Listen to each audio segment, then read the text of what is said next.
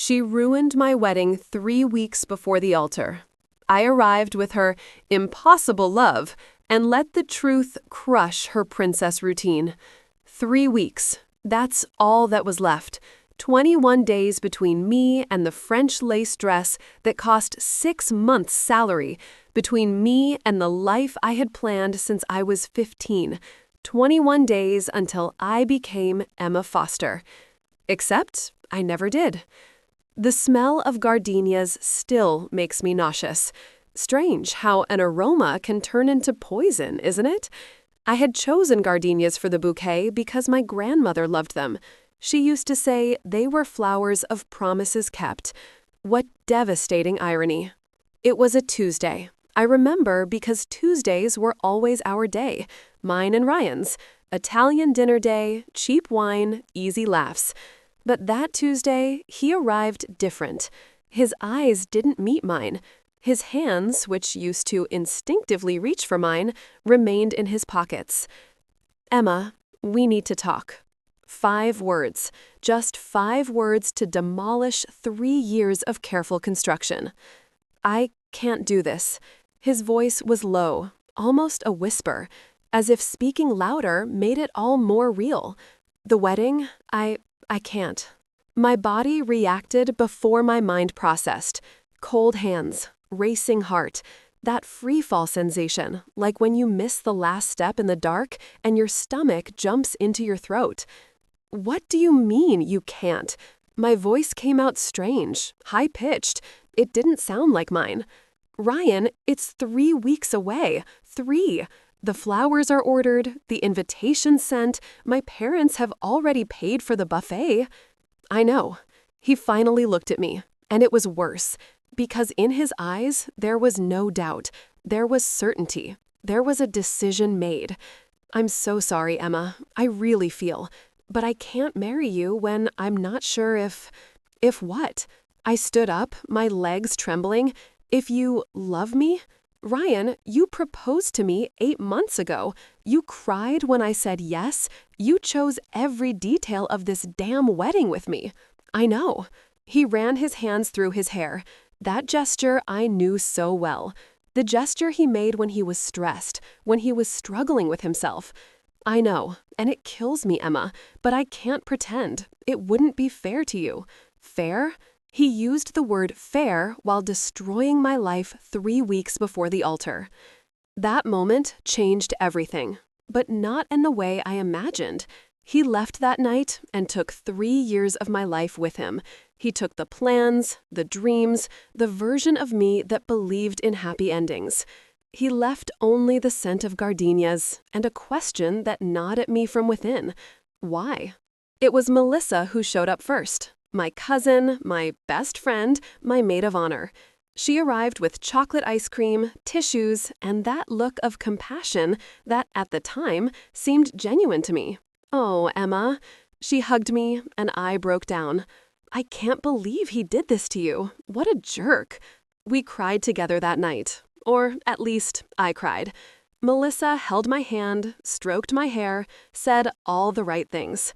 "You deserve so much better. He didn't deserve you. You'll get through this, I promise." Promises. Like gardenias. What I didn't know, what I couldn't know at that moment, was that Melissa had visited Ryan 2 weeks prior, that she had planted seeds of doubt with a surgeon's precision, that every "are you sure?" and every "but you two are so different" had been carefully calculated. I didn't know that my cousin, the person I trusted most after Ryan, had spent months destroying my relationship from the inside, like termites devouring wood. Invisible, silent, lethal. But I would find out. It took 6 weeks. 6 weeks of numbness, of dragging myself through life like a ghost, of avoiding the bridal aisle at the supermarket because seeing white tulle made me sick. 6 weeks until Sarah, my best friend since high school, showed up at my door with an expression I had never seen before. "Emma," she walked in without waiting for an invitation, "you need to see something." She showed me the photos on her phone. Ryan and Melissa. At the cafe where Ryan and I used to go. At the bookstore where he proposed to me. In the park where we had our first kiss. How long? My voice was dead, flat. 3 weeks. Sarah held my hand. Since he broke up with you. 3 weeks. Melissa hadn't even waited for my heart to stop bleeding before sinking her claws into him. Blood can turn into poison. I learned that the hard way. But there was something about the photos, something in Ryan's body language. He didn't look in love. He looked confused, lost, like a man who had made a decision he didn't quite understand. That's when I started digging, when the pain turned into something colder, more focused. Anger? Maybe, but also curiosity, a visceral need to understand what had happened to my life. I talked to mutual friends, reviewed old messages, reconstructed the last few months before the breakup, and a pattern emerged, clear as crystal once you knew where to look. Melissa. Always Melissa. Planting doubts, asking questions. Are you sure she's the right person? Do you two want the same things? Marriage is forever, Ryan. Are you ready? She had been methodical, brilliant even, never saying anything directly against me, just asking questions, letting the doubts grow like weeds in his mind's garden. But why? That was the question that kept me up at night. Why would my cousin, whom I loved like a sister, destroy my life? The answer came from an unexpected place. Aunt Helen, Melissa's mother, one Sunday afternoon when she thought I had left family lunch early. She's always been jealous of Emma. Aunt Helen's voice drifted through the half-open office door. Ever since they were kids, Emma was always the sweet, the gentle one, the one everyone naturally loved. Melissa had to work for attention. But destroying her cousin's wedding? It was Uncle Gobbert's voice. That's sick, Helen. I know. A heavy sigh. But you know our daughter. She can't stand to see Emma happy when she isn't. And ever since that man rejected her. My heart stopped. What man? Gabriel Stone was years ago, Helen. Melissa needs to get over it. Gabriel Stone. The name hung in the air like smoke. I had heard that name before, vaguely. Melissa had mentioned once, years ago, a guy she had met in college, but she had said it didn't amount to anything, that he wasn't important. A lie. Another lie in a pile of carefully constructed lies. It took me 2 weeks to find Gabriel Stone, another 2 to understand the full story. And when I understood, when all the pieces finally fit together, I didn't feel anger. I felt something much colder, much more dangerous. Clarity. Revenge is a dish best served cold, but justice? Justice can be served with a smile. Gabriel Stone was not what I expected. When I finally found him, at a small coffee shop in Portland, a 3-hour drive from my town, he was reading a book of poetry. Bukowski. Of course it was Bukowski. Emma Carter? He looked up, and I immediately understood why Melissa had fallen for him. It wasn't just his looks, although he was objectively handsome, with those green eyes that seemed to see right through you. It was the intensity, the presence. He occupied space in a way that made you want to either draw closer or run away. Gabriel. I sat down without waiting for an invitation. Thank you for agreeing to meet me. You said it was about Melissa. His voice was careful, controlled. It's been 7 years since I last spoke to her. 7 years. Exactly the time since Melissa had returned from college. Different, harder, more calculating.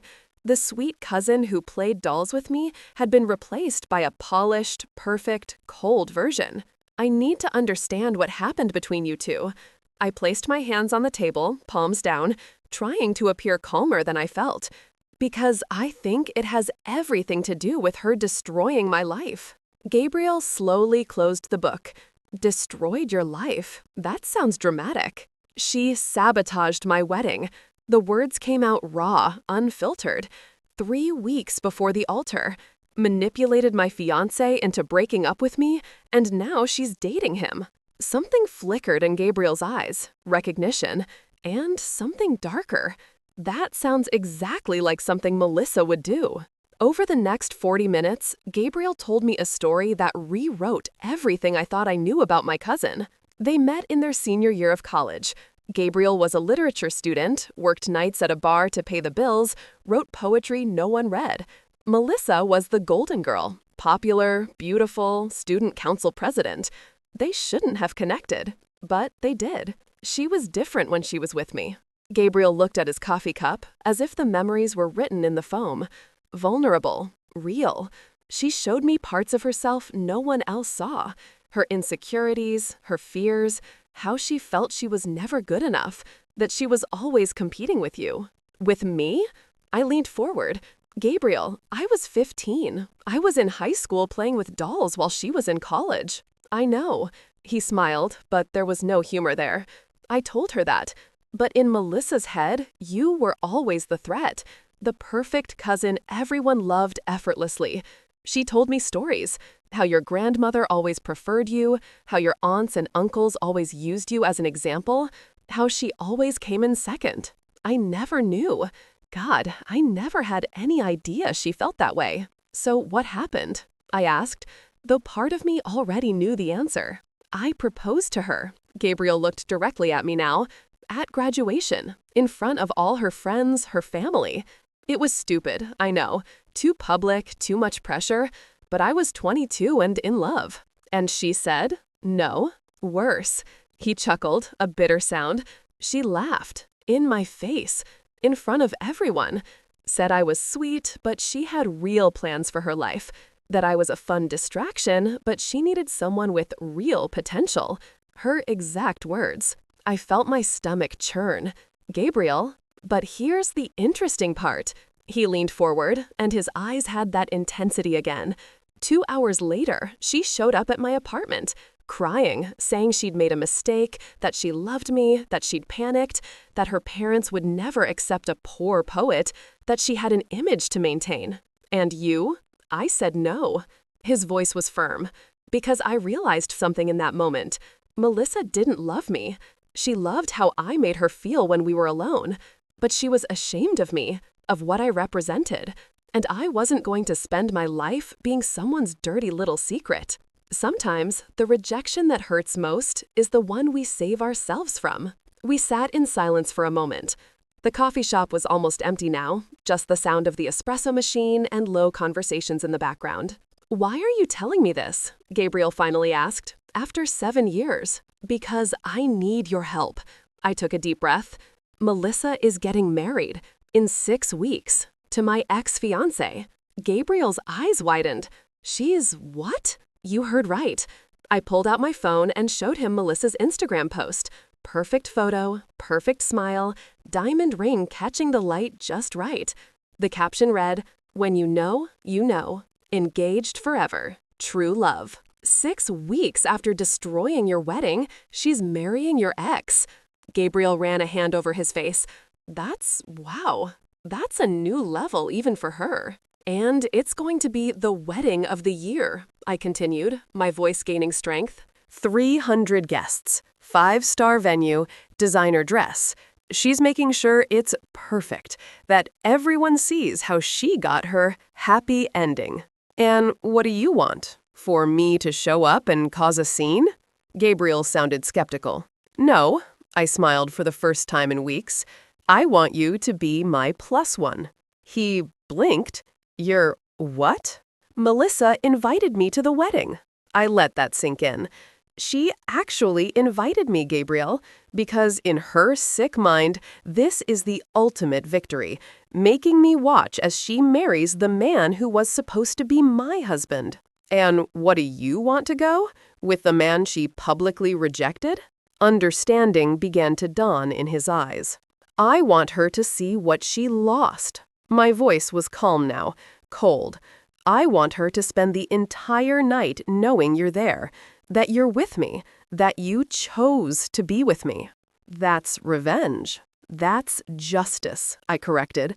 She destroyed my life out of jealousy, out of some twisted competition that exists only in her head. She manipulated Ryan, lied to me, betrayed my trust. And now she gets her perfect wedding while I'm left with the pieces? Gabriel was silent for a long moment. When he spoke, his voice was soft. You know this won't bring your fiancé back, right? I don't want him back. And it was true. In the past few weeks, as I dug deeper, as I uncovered the extent of Melissa's manipulation, something had changed in me. Ryan is weak. He let her plant doubts. He didn't fight for us. But Melissa?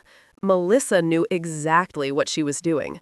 And she needs to understand that actions have consequences. I wasn't seeking revenge. I was seeking balance, cosmic justice, the universe righting itself. Besides, I continued, it's not just about showing up with you. I have more. More? I pulled an envelope from my bag. Inside were photos, text messages, emails, evidence carefully collected over weeks. Melissa wasn't careful enough. I spread the photos on the table. She thought I would just accept it, cry, and move on. She underestimated me. Gabriel studied the photos.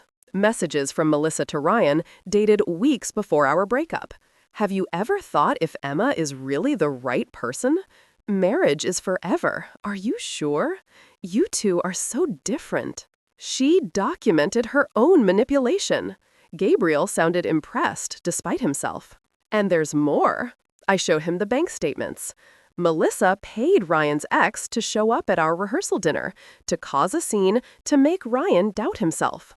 $500 transferred 3 days prior. How did you get that? Sarah, I smiled. My best friend works at the bank. She shouldn't have shown me, but let's just say she thinks Melissa deserves what's coming. Gabriel leaned back in his chair, and for the first time, I saw a real smile on his face. You planned this carefully. I learned from the best. My voice was dry. Melissa taught me that sometimes you have to play the game to win. So, I'm playing. And what exactly you want to do with all of this? I'm still not sure, I admitted, but I want her to know that I know. I want to see her face when she realizes she's not as smart as she thinks. And I want everyone at that wedding, all our friends, our family, to see who she really is. Gabriel was silent for a long moment. Then, finally, when is the wedding? 6 weeks, Saturday, June 15th. And you want me to be your plus one? Yes. To make Melissa feel exactly how she made me feel 7 years ago? Yes. He picked up his coffee cup, already cold, and took a sip. Then he placed it back on the table and looked directly at me. I'm in. The next 6 weeks were a masterclass in acting. I became the broken cousin, the pathetic ex-fiancé Melissa expected me to be. I accepted her lunch invitations, where she accidentally mentioned wedding details. I listened to her stories about how attentive, romantic, and perfect Ryan was. He's so different from what I imagined. Melissa sipped her organic green tea, her eyes sparkling with false concern. Emma, you don't mind me telling you this, do you? I want you to know that I'm happy, that he's happy. And she believed it. God, she really believed it. Because Melissa always underestimated everyone around her.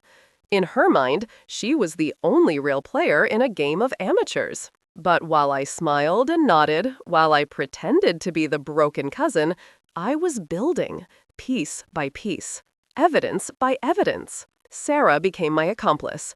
She had access to information I could never get on my own.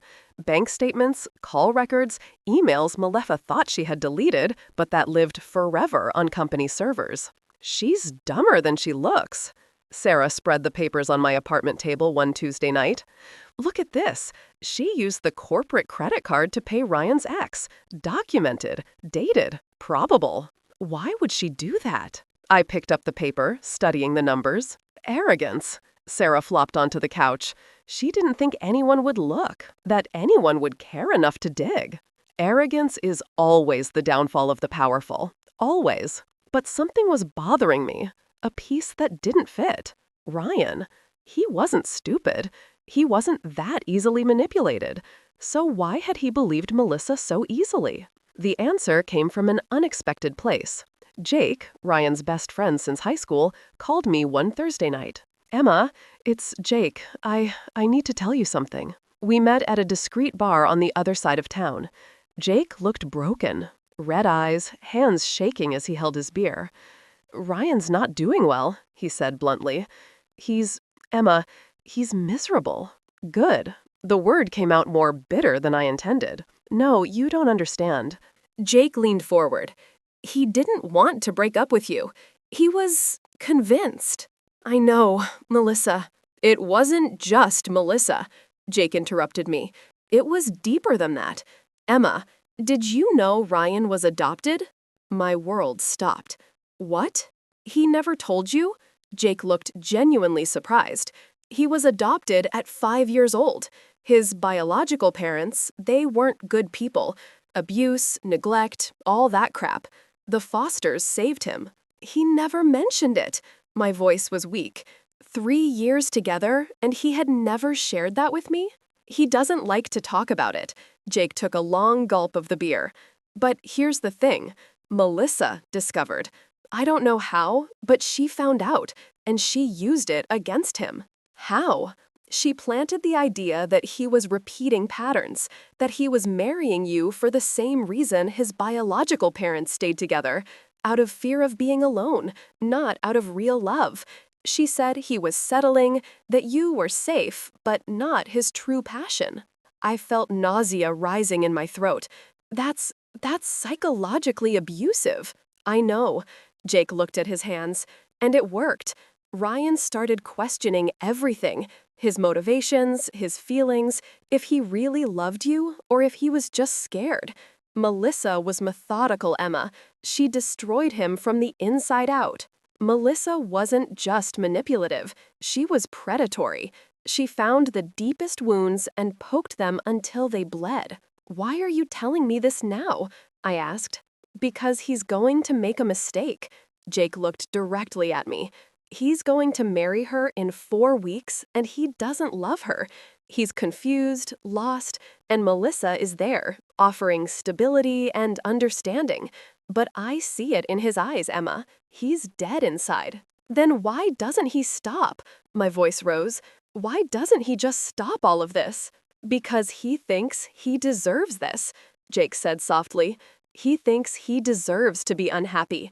That he destroyed what you two had, so now he has to live with the consequences.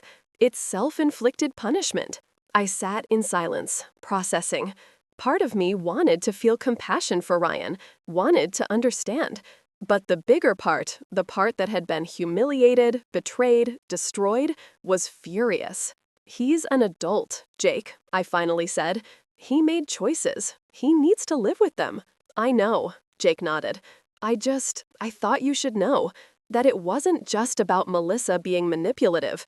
It was about her finding the most broken parts of him and using that as a weapon." After Jake left, I sat in the bar for another hour, thinking, processing, trying to reconcile the Ryan I knew with the man Jake had described. Did I really know him, or did I love a version of him I had created in my head? My phone vibrated. Message from Gabriel. "I got something. You'll want to see this." We met the next day. Gabriel had a manila folder, thick with papers. He said without preamble, "I hired a private investigator, paid for it out of my own pocket, because after our conversation, I got curious about what else Melissa was hiding." He opened the folder. Inside were photos, documents, evidence of a web of manipulation that went far beyond me and Ryan. Melissa had done this before, multiple times. In college, she had sabotaged her roommate's relationship to get with her boyfriend. At work, she had spread rumors about a colleague to get a promotion. There was a pattern, clear and undeniable. "She's a serial predator," Gabriel said, his voice harsh. "She finds happy people and destroys them, for sport, for envy, for some sick need to prove she's superior." My God, I leafed through the papers, each page revealing a new layer of toxicity. "There's more." Gabriel pulled out a specific photo. "This is from 3 weeks ago. Melissa and another guy. It's not Ryan." The photo showed Melissa in a fancy restaurant, leaning intimately across the table, her hand on the hand of a man in an expensive suit. The body language was unmistakable. She's cheating on Ryan? My voice was flat. It looks like it, Gabriel confirmed. The investigator followed them. 3 dates in 2 weeks, always when Ryan was working late. I should have felt satisfaction, proof that Melissa was exactly the monster I thought she was. But all I felt was weariness, an overwhelming weight of realizing how far her toxicity went. "What are you going to do with this?" Gabriel asked. "I don't know yet," I admitted, "but it's changing my plan." "How so?" "I thought this was about justice, about making Melissa pay for destroying me." I looked at the photos, at the documents, at the evidence of years of manipulation. But it's not about me, is it? This is bigger. She's going to keep doing this to other people, other relationships, other lives. I had the documents in my hand. This wasn't just revealing the truth. It was destroying someone. Was I different from her? Or was I becoming exactly what I hated? "So what do you want to do?" Gabriel asked softly. I looked at him. This man Melissa had rejected and humiliated, who had spent 7 years rebuilding his life, who was here now, helping me, not for revenge, but for some greater sense of justice. "I want to expose her," I said finally, completely. Not just to Ryan, but to everyone, to our family, our friends, everyone she deceived with her perfect mask. I want them to see who she really is. "This will go nuclear," Gabriel warned. "You understand that, right? There's no going back. Your family will never be the same." I know. And I did know. But some things needed to be burned down so something new could grow. But she needs to be stopped before she destroys someone else. Gabriel nodded slowly. "Okay, then let's plan this. Because if we're going to do this, we're going to do it the right way. No room for her to defend herself or manipulate the narrative." We spent the next 3 weeks planning, each detail, each move. Gabriel had connections I didn't, a friend who worked with audiovisuals, another who was a lawyer and could ensure everything we did was legal. I continued my act. The broken cousin, the pathetic ex-fiancé. Melissa ate it all up. She even asked me to give a speech at the wedding. "It would be so meaningful, Emma." Her eyes sparkled with false emotion.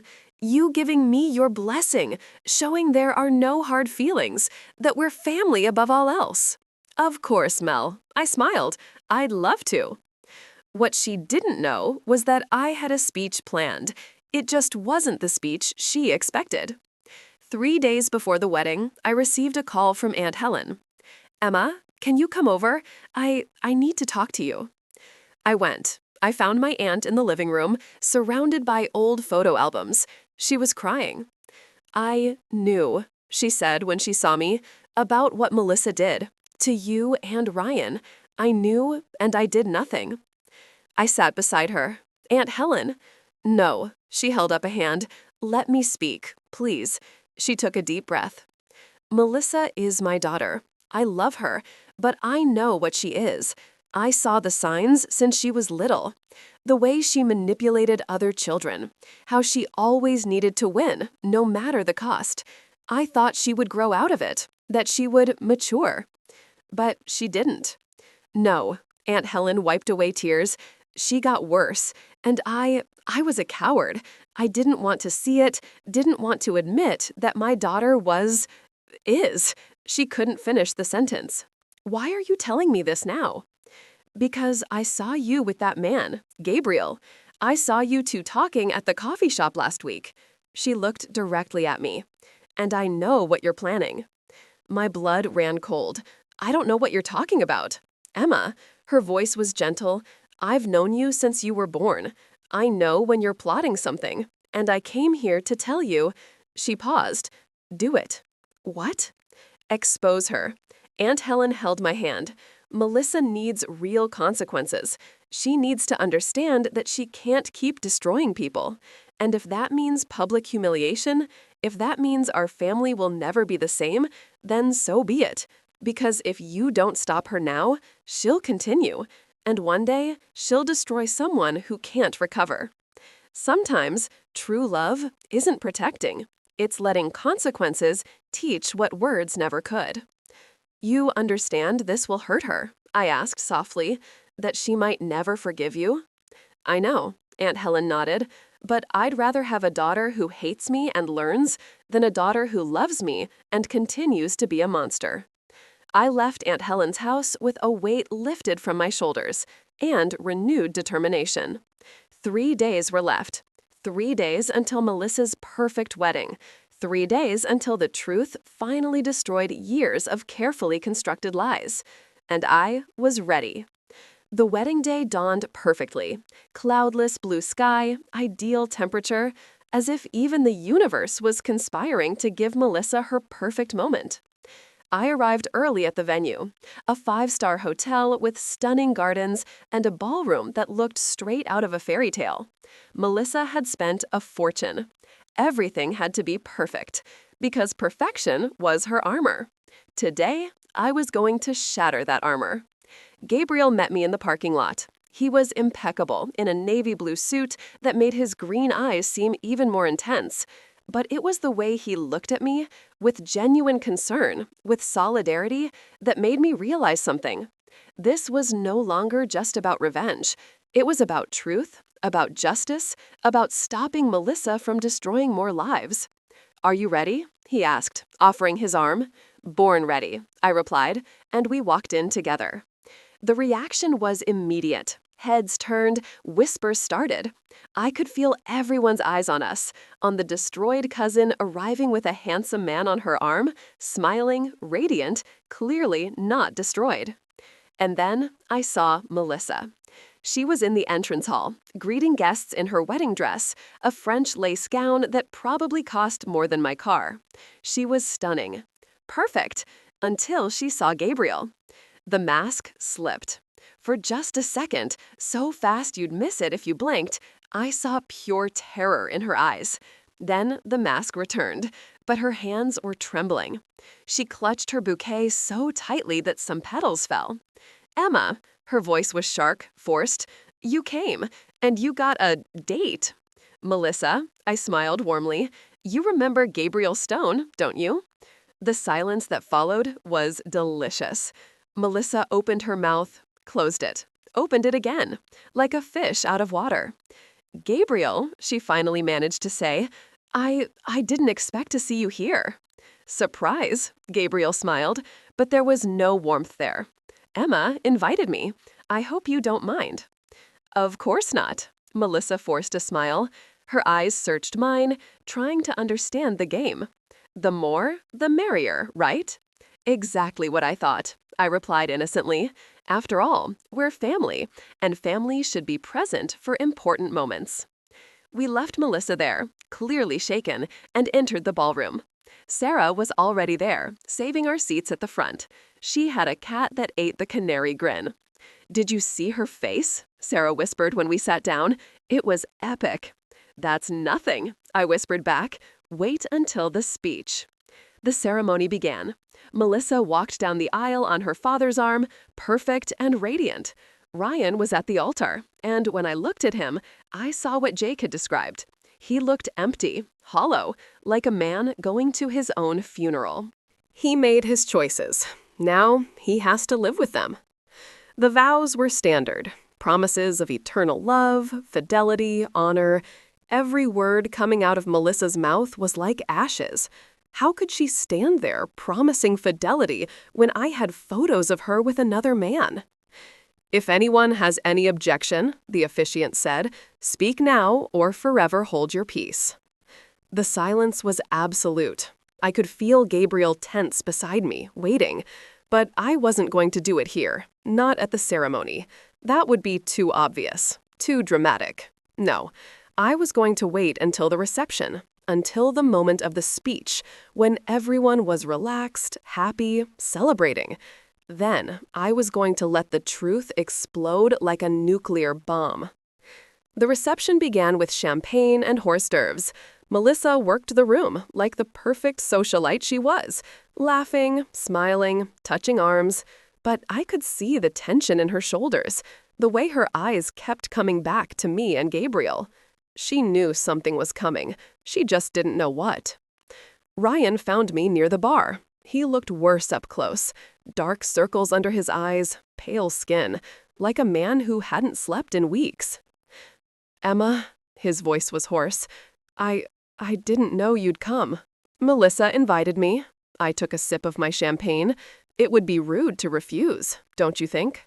I'm so sorry, the words burst out, for everything, for how I broke up, for not fighting for us, for… Ryan, I interrupted him gently. You made your choices, I made mine. We're adults, we move on. He looked at Gabriel, who was talking to Sarah a few feet away. Are you two together? Does it matter? No, he admitted. I want you to be happy, Emma. You deserve to be happy. Thank you, Ryan. My voice was sincere. I want you to be happy too, truly. He looked at me for a long moment, and I saw something in his eyes. Regret, pain, and something else. Recognition. As if he knew, on some deep level, that he had made a terrible mistake. But it was too late now. Dinner was served. 5 courses of gourmet food that probably cost more than some people earn in a month. Melissa made sure everything was perfect, each detail, each moment. Then came time for the speeches. Ryan's father spoke first. Beautiful words about love and family. Melissa's mother spoke next. Her voice choked with emotion. Real or feigned, I wasn't sure. Then it was my turn. I stood up, and the ballroom fell silent. All eyes on me. Melissa was smiling, but her eyes were hard, alert. Good evening, everyone, I began, my voice clear and steady. For those who don't know me, I'm Emma Carter, Melissa's cousin, and until 3 months ago, I was going to marry Ryan. Whispers erupted throughout the ballroom. Melissa turned pale. Ryan froze, his wine glass suspended in the air. But don't worry, I continued, smiling. I'm not here to cause drama. I'm here to celebrate love, to talk about family, about truth. I paused, letting the tension build. Melissa has always been special to me, ever since we were kids. She was smart, beautiful, talented. Everything seemed so easy for her. But what I didn't know, what no one knew, was how much she worked behind the scenes to maintain that perfection. I pulled out my phone. On the large screen behind me, the one that should have been showing romantic photos of the couple, messages began to appear. Melissa's messages to Ryan, dated, with timestamps, undeniable. These are messages Melissa sent to Ryan, weeks before he broke up with me. Look at the timestamps. Look at the dates. The room erupted. People standing up, shouts. Melissa was on her feet, her face red with rage and humiliation. "Emma, what are you doing?" she screamed. "Telling the truth," I replied calmly. "Something you should have done a long time ago." I switched to the next slide. The bank statements, the transfer of $500 to Ryan's ex. Melissa paid Ryan's ex-girlfriend to show up at our rehearsal dinner, to cause a scene, to make Ryan doubt our relationship. She documented her own manipulation. "That's a lie," Melissa shrieked. "You're making all of this up." Am I? I switched to the next slide. Photos of her with the other man. So these photos are also lies? Taken 3 weeks ago? While you were engaged to Ryan? While you were planning this perfect wedding? The silence that followed was absolute. You could hear a pin drop. Ryan was staring at the photos, his face a mask of shock and pain. And Aunt Helen was silently weeping. And Melissa was crumbling. But wait, I continued, my voice still calm, because Melissa didn't just do this to me. She has a pattern. I showed the other evidence, the other relationships she had sabotaged, the other lives she had destroyed. Years of manipulation, documented and undeniable. So yes, I concluded, I'm here to celebrate the truth finally coming to light, to celebrate the end of years of lies, and to celebrate the fact that Melissa will finally have to face the consequences of her actions. I sat down. The silence was deafening. Then Ryan stood up. He looked at Melissa, and in that gaze was everything: betrayal, pain, anger, understanding. "You did all of this?" His voice was low, dangerous. Ryan, I can explain, Melissa began. No. He held up his hand. No, I don't want to hear it. I don't want... God, I was so stupid. He took off his ring, placed it on the table, and walked out. The ballroom erupted in chaos. People shouting, crying. Melissa was in the center, her dress perfect, her makeup perfect, everything falling apart around her. She looked at me, and in that gaze was pure hatred. "You destroyed my life," she said, her voice trembling. "No," I replied calmly. "You destroyed your own life. I just showed everyone what you really are." Gabriel appeared beside me, his hand in mine. Together, we walked out of the ballroom, leaving Melissa to deal with the wreckage of her carefully constructed perfection. Outside, the air was fresh, clean. I took a deep breath, feeling as if a huge weight had been lifted from my shoulders. "Are you okay?" Gabriel asked. "I am," and it was true. Finally, I am. The next 3 months were complex. There was no magical resolution. There was no happily ever after moment where everything perfectly resolved itself. Real life doesn't work that way. The family imploded, as I knew it would. Half sided with me, the other half thought I had gone too far, that I should have handled it privately, that public humiliation was too cruel. Maybe they were right, I don't know. Sometimes, at night, I still wonder if there was another way, a less nuclear way to deal with everything. But then I remember the messages, the photos, the years of manipulation. And I know that Melissa would never have stopped, that she would have continued destroying lives until someone stopped her. Ryan sought me out 2 weeks after the broken wedding. He looked different, thinner, older, but also clearer, as if a fog had been lifted. "I started therapy," he said when we met at a neutral coffee shop. "Good therapy, with someone who specializes in psychological manipulation." "That's good, Ryan," I replied sincerely. "She made me see things." He stirred his coffee, not looking at me. "About me. About how I let Melissa get into my head. How I let my own insecurities blind me." "You were a victim too," I said gently. "Melissa is good at what she does." "No," he finally looked at me. "I was complicit. I had choices. I could have talked to you, could have fought through my doubts instead of letting them consume me. But I took the easy way out. And that's not Melissa's fault, it's mine." Healing is not linear. It is a journey of recognition, acceptance, and growth. And sometimes it hurts more than the original wound. "I don't want to win you back," he continued quickly. "I know that ship has sailed. And honestly, I'm not ready for any relationship. I need to figure out who I am when I'm not being defined by someone else." I understand. And I did understand. I hope you find that, Ryan, truly. "You and Gabriel?" He left the question hanging. I smiled. "We're figuring it out. No rush, no pressure, just seeing where it goes." And it was true. Gabriel and I had started something. It wasn't instant love or overwhelming passion. It was something slower, more real, built on honesty, mutual respect, and the understanding that we had both been hurt by Melissa in different ways. "He's a good guy," Ryan said. "Better than I deserve to be."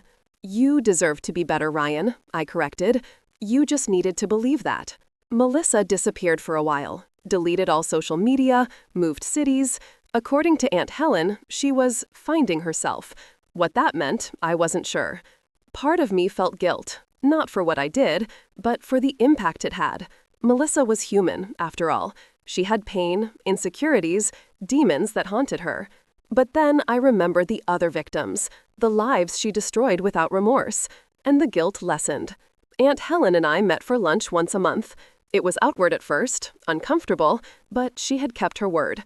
She didn't defend Melissa. She didn't try to minimize what had happened. "She's in therapy too," Aunt Helen told me at one of those lunches, 6 months after the wedding. Real therapy, not just talking about feelings, but working through childhood trauma, behavior patterns, everything. "That's good," I replied, and I meant it. "She asked me to give you this." Aunt Helen slid an envelope across the table. "You don't have to read it if you don't want to, but she wanted you to have it." I took the envelope home, left it on the kitchen table for 3 days before finally opening it. The letter was long, handwritten. Melissa's handwriting was recognizable. Perfect, controlled, beautiful. Emma, I don't expect forgiveness. I don't deserve forgiveness, but I owe you an explanation. Not apologies, just truth. You were right about everything. I manipulated Ryan. I sabotaged your relationship. I did it consciously, deliberately, and for reasons I didn't even fully understand at the time. Therapy has helped me see what my mother probably already knew, that I have deep self-esteem issues, that I always measured my worth by how I compared to others. And you, Emma, were always my benchmark. You were loved effortlessly. People gravitated toward you naturally. Grandma adored you. Aunts and uncles adored you. I had to work for every crumb of attention, and even then, it was never enough.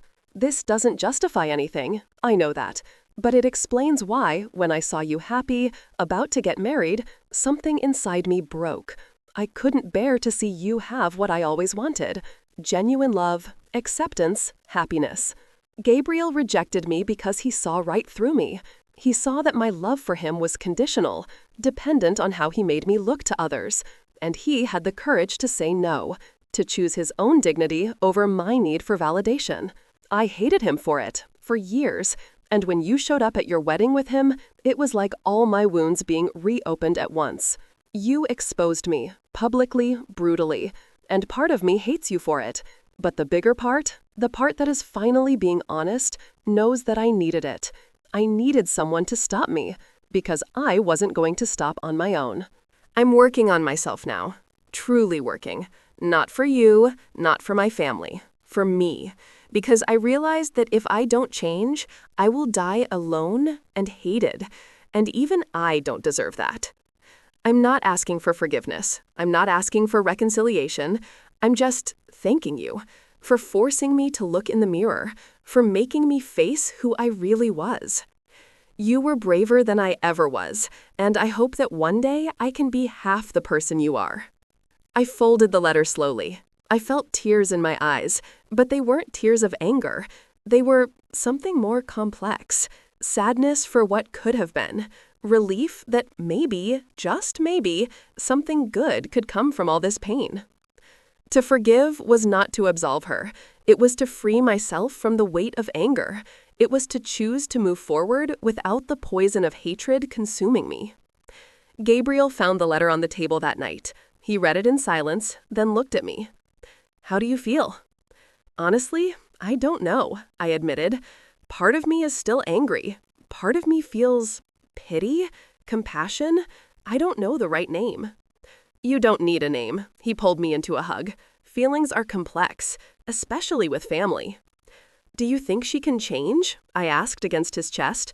Really change? I don't know, he said honestly, but she's trying, and that's more than she was doing before. Sarah organized a dinner a few weeks later. Just the three of us, me, her, and Gabriel. Chinese food and cheap wine, like old times. You know what's funny? Sarah said, attacking the lo mein. 6 months ago, you were destroyed, thinking your life was over, and now look at you. What do you mean? You're stronger, she gestured with her chopsticks, more yourself, as if having everything fall apart forced you to discover who you really are without all the rest. She was right. I had changed. Not overnight, not dramatically, but gradually, like a tree growing, imperceptibly day by day, but undeniable over time. I had learned that I didn't need a relationship to define me, that I was complete on my own, that my worth didn't depend on being loved by someone else. And paradoxically, it was only when I learned this that I was truly ready to love someone for real. Gabriel and I were in no hurry. There was no pressure to define what we were.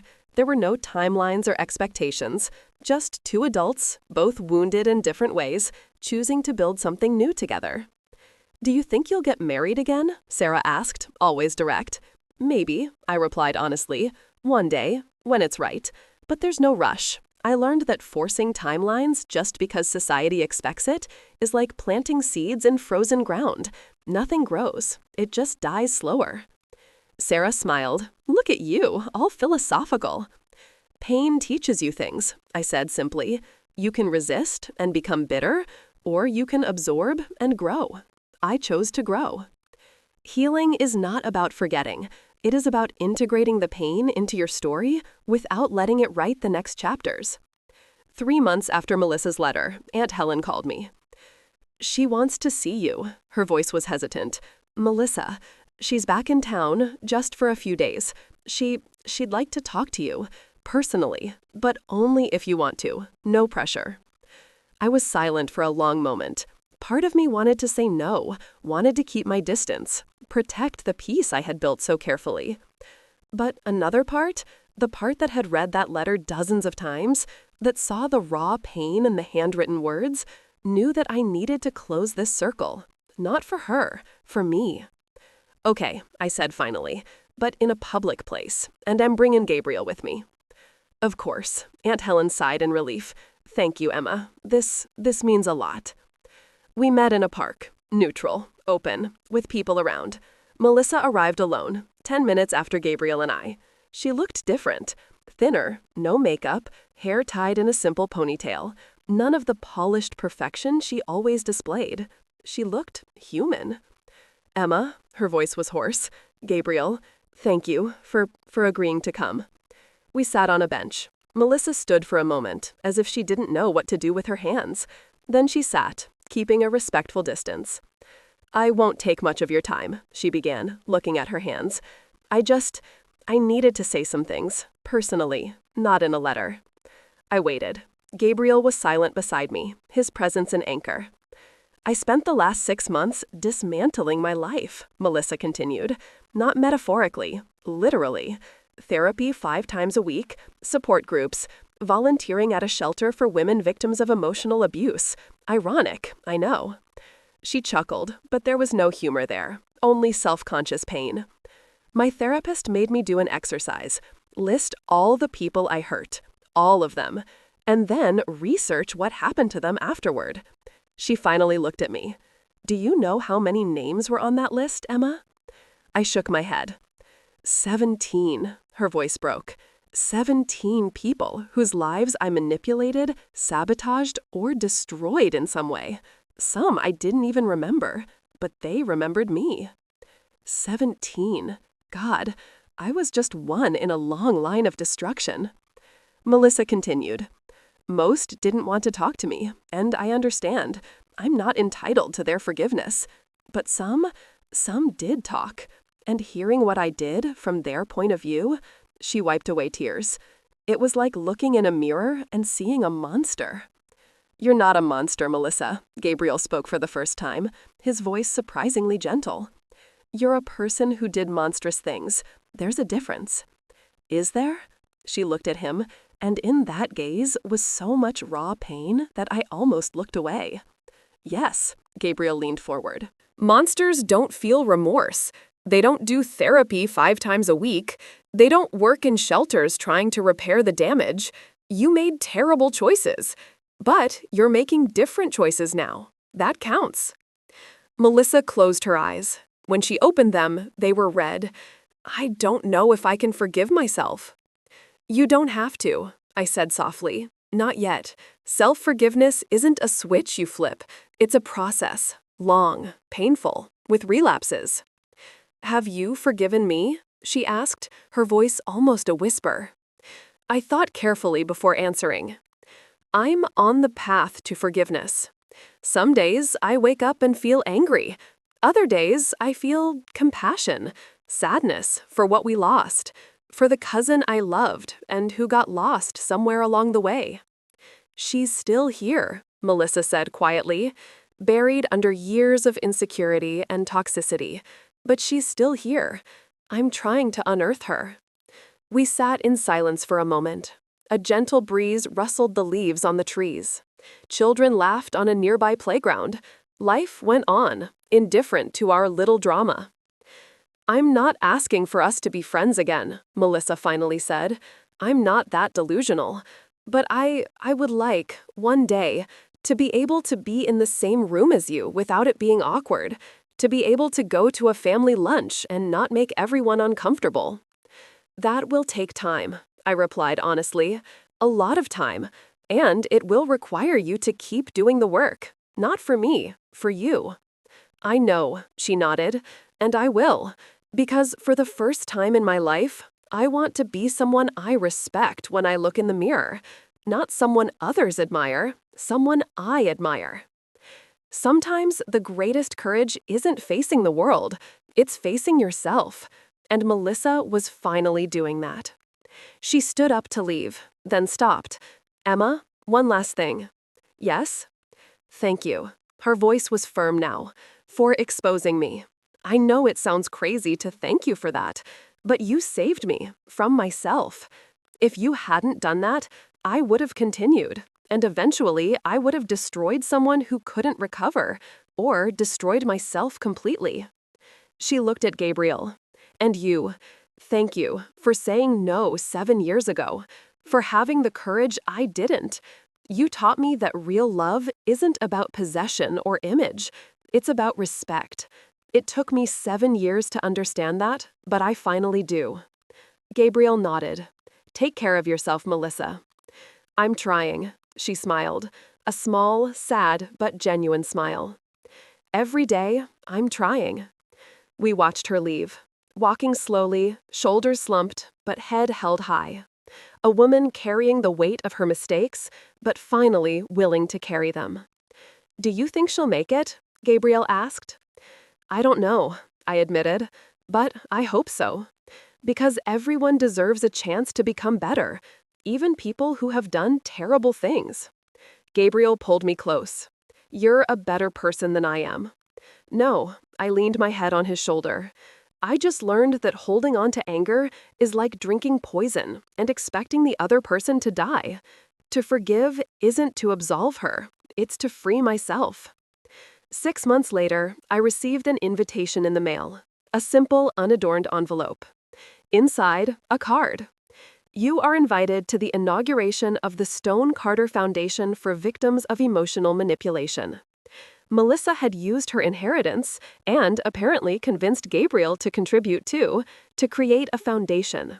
Free therapy, support groups, education about psychological manipulation and toxic relationships. Are you going? Gabriel asked when I showed him the invitation. Yes, I replied without hesitation, because this is real. This is her transforming pain into purpose, and I want to support that. The inauguration was small, intimate. Melissa gave a speech, vulnerable, honest, without trying to apologize or minimize what she had done.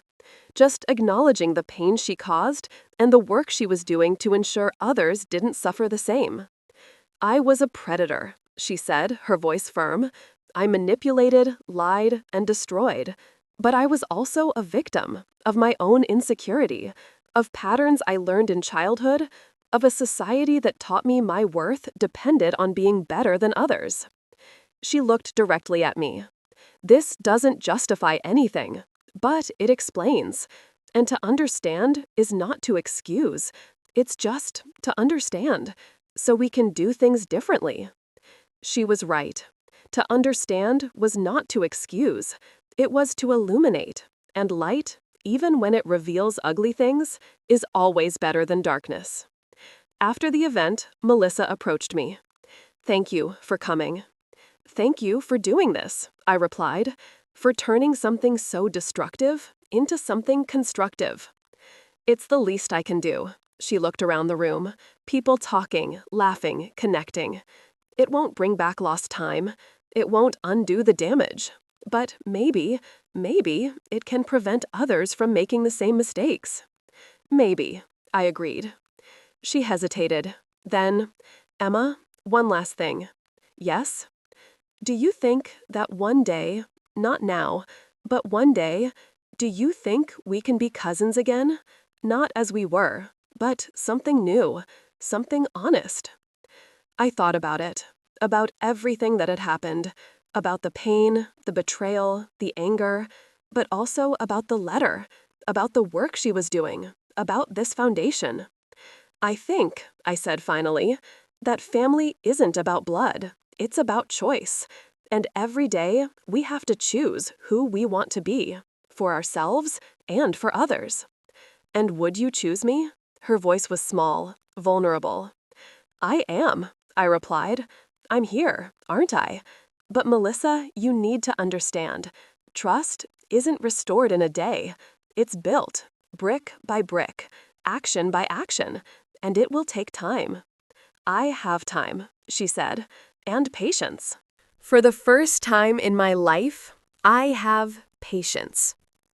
A year later, Sarah organized a dinner. Not just the three of us, me, Gabriel, and Sarah, but also Ryan, who had found his own peace through therapy and was dating a kind teacher who loved him for who he was, not for who she wanted him to be.